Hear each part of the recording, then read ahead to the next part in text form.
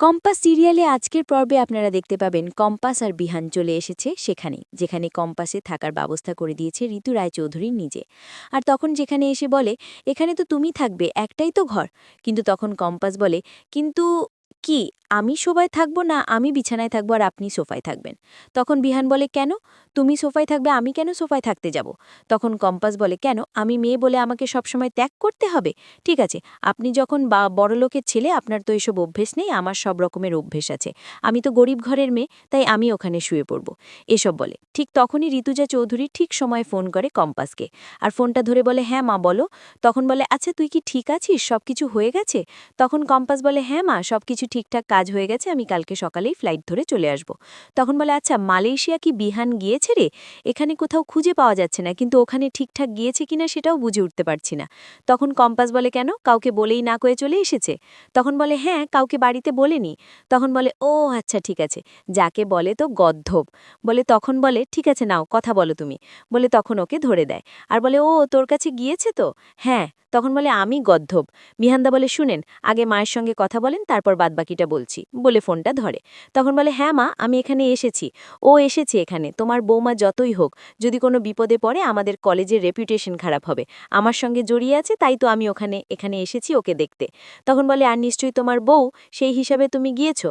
তখন বলে হ্যাঁ, আমার নামে জড়িত আছে, যদি বিপদে পারে তাহলে তো আমাকে ধরেই সবাই টানাটানি করবে নাকি, তাই তো আমি এখান করে এসেছি। আর তুমি বলে আমি জানি যে তোমাকে সবকিছু বলে কইও এসেছে, আর তুমিও আমি জানি যে তুমি সবকিছু জানো যে কি কারণে এখানে এসেছে। তা কিন্তু এটা কি তুমি জানো যে কিছুক্ষণ আগে আগে তোমার বৌমাকে কিছু গুন্ডাতে ধরে তুলে নিয়ে চলে যাচ্ছিল? তুমি এরপরে খোঁজাখুঁজি করতে পারতে না? এসব বলে।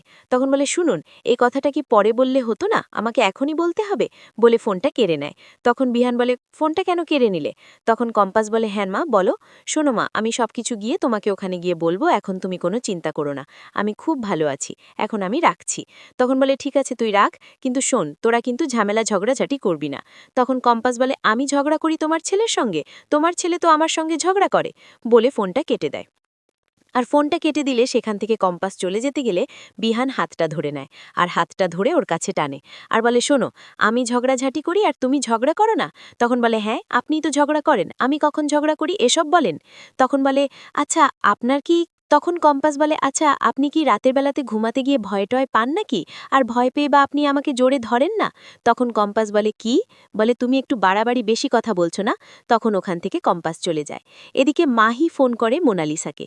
আর বলে তুমি কি জানো মালয়েশিয়া গিয়েছে ছোটদের ভাই কম্পাসকে প্রোটেক্ট করতে, যে ওর কোনো যদি বিপদ না হয়।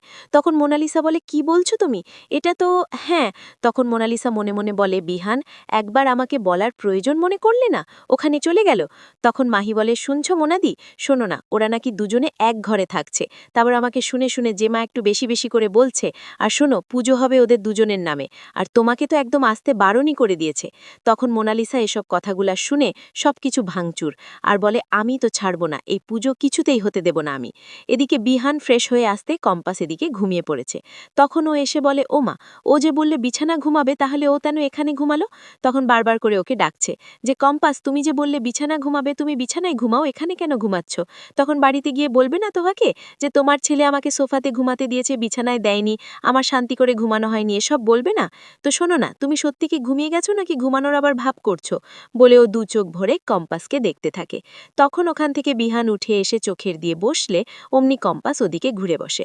আর এদিকে বিহান বারবার করে কম্পাসকে দেখতে থাকে। কিছুক্ষণ পরে বিহানও চলে যায় ওর নিজের জায়গাতে ঘুমাতে।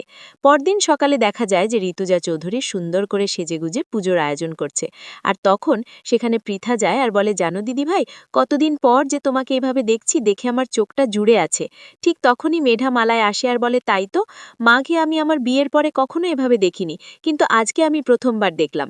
তখন ঋতুজা বলে শোনো, আমার প্রশংসা বাদ দিয়ে না, এবার একটু তোমরা মনোযোগ দাও পুজোর কাজে। তখন পৃথা বলে না দিদিভাই, তুমি এখন করছো তো, তাই ভাবছি আমি মনে হয় ছাড় পেয়ে গেছি, বলে একটু খালি হাত পেয়ে ঘুরে বেড়াচ্ছিলাম। বলে শোনো, ওখানে গঙ্গার জল রাখা আছে আলাদা করে, সেটা গিয়ে নিয়ে আয় তো একটু? তখন রশ্মিকা বলে ঠিক আছে আমি যাচ্ছি। তখন মেঘামালায় বলে দাঁড়াও না রশ্মিকা, আমিও যাব।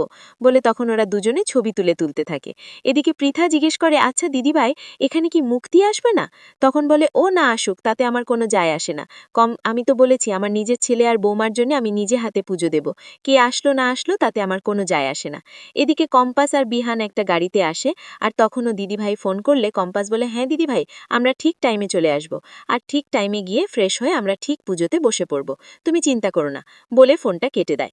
তখন বিহান বলে আচ্ছা তুমি কি জানো যে ওখানে কি হতে চলেছে? পুজো বাদে কি অন্য কিছু হবে নাকি? তোমার আমার বিয়ে বা? তখন কম্পাস বলে আমি কি কেন বলবো, আপনিও যেখানে আছেন আমিও সেখানে আছি। তখন বলে না, আগেরবার তো আমি মদ খেয়েছিলাম আর তখন জোর করে বিয়েটা হয়ে গেছে, এবার কি হবে কে জানে। তখন বলে বাবা, মদ খেয়ে এবার তো ভালো কালে আছে, তাই তো ও মোনালিসার মতো একটা মেয়েকে ভালোবাসছে।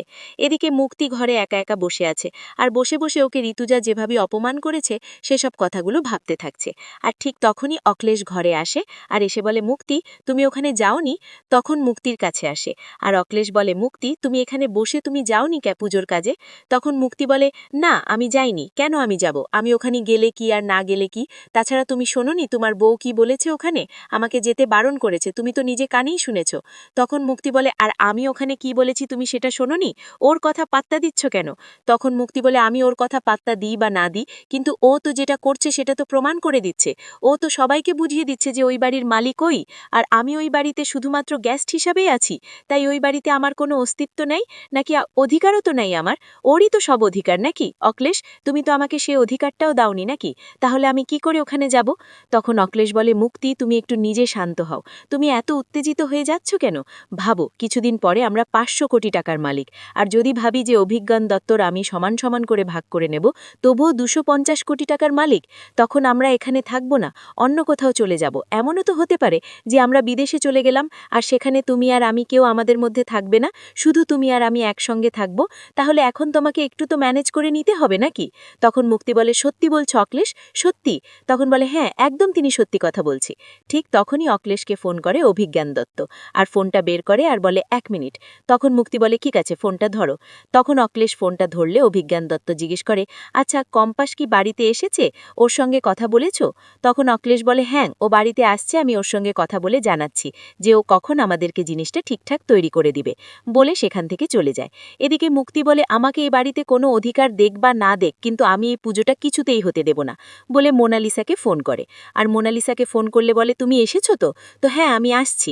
এদিকে ওরা আবার পুজোর কাজ শুরু করে দেয়, আর ঠাকুর মশাই ঠিক তখন আসে। আর তখন পৃথা বলে ঠাকুর মশাই, পুজোর কাজে কোনো ত্রুটি আছে কি একবার দেখে নেন, দিদিভাই নিজে হাতে করেছে। তখন ঠাকুর মশাই বলে যেখানে আমার ঋতুজা মা ঠিক সময় সব কাজ করে দিয়েছে সেখানে কখনো ভুল হতে পারে। ঠিক তখনই কম্পাস আর বিহান সেখানে আসে আর বলে দেখো না যে মা চলে এসেছে সর্দা ভাইয়েরা। তখন ঋতু বলে ও মা চলে এসেছে? তখন বলে হ্যাঁ, বলে ছুটে যায় রশ্মিকা। আর তখন ঋতু বলে বড় বৌমা তুমি যাও, ওদেরকে গিয়ে একটু রেডি করে নিয়ে আসো নিচে। আর তখন যেতে যেতে বলে হারে, তোরা বলে দুজনে এক ঘরে থেকেছিস? তখন বলে হ্যাঁ, এক ঘরে থাকা মানে অশান্তি সৃষ্টি করা। তখন বলে কম্পাস বলে দেখছো কিভাবে কথা বলছে। তখন বলে বলবো না মানে, আপনাকে সোফায় শুতি দিলে আপনি সব থেকে ভালো হতেন। এসব কথাগুলা মাহিকে শুনে শুনে ওরা বলে।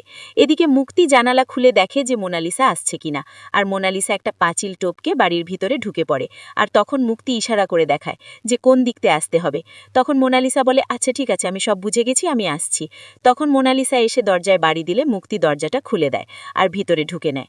তখন বলে শোনো, আমি পুজোর জায়গায় চলে যাচ্ছি, নালে সবাই আমাকে সন্দেহ করবে, কিন্তু সব জিনিসপত্র নিয়ে এসে আমার ঠিক জায়গায় রাখা আছে, তুমি ঠিক টাইমে ওরা যখন মন্ত্র পড়বে অমনি সেই জিনিসটা শুরু করে দিবে, যাতে ওরা বুঝতে পারে যে এই বিয়েটা অমঙ্গলের চিহ্ন। তখন বলে হ্যাঁ তা তো আমি করব, কম্পাস কারো জীবনে গেলে সেখানে ভালো কিছু হতে পারে নাকি, সেটা অমঙ্গলেই হয়, আপনি একদম চিন্তা করবেন না, আপনাকে থ্যাংক ইউ মুক্তিমাসি। তখন বলে হ্যাঁ আমি সারা জীবন তোমার পাশে আছি আর তোমার পাশেই থাকবো, ওই মেয়েকে যা করে হোক না কেন এই বাড়ি থেকে বের করতেই হবে। তখন মোনালিসা বলেন ঠিক আছে আমি সব কিছু করছি। তখন মুক্তি বলেন শোনো, এই দিক দিয়ে পেছনে দরজাটা দিয়ে সোজা ছাদের উপর উঠে পড়ো।